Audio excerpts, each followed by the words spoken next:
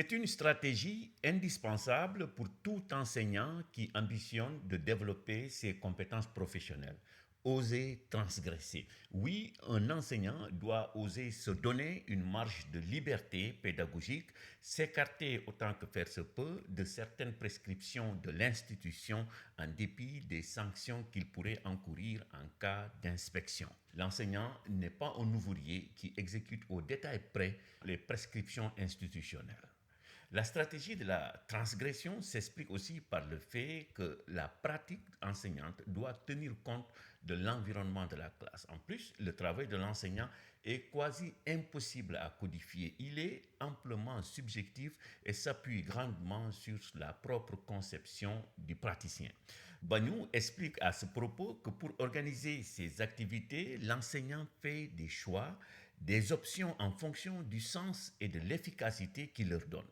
Mais étant donné que le sens n'est pas et ne peut pas être prescrit, l'enseignant conclut l'auteur et privilégie sa propre conception dans son travail, ce qui permet de déduire qu'il doit s'appuyer sur la stratégie de la transgression pour développer ses compétences professionnelles. La stratégie de la transgression procède souvent d'une réflexion sur un blocage, un succès, une observation, une lecture analytique du contexte.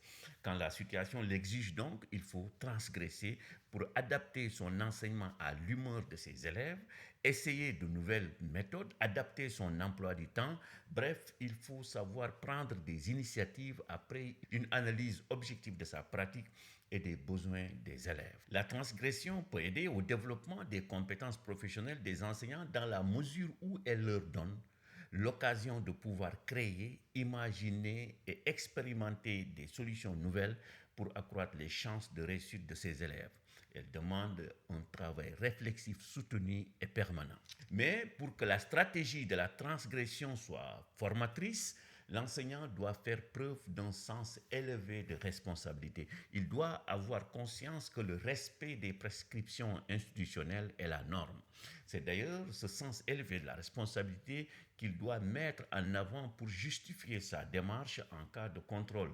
En somme, pour convaincre son inspecteur que la liberté pédagogique qu'il se donne n'est pas orientée vers des objectifs contraires à ceux de la réussite des enfants.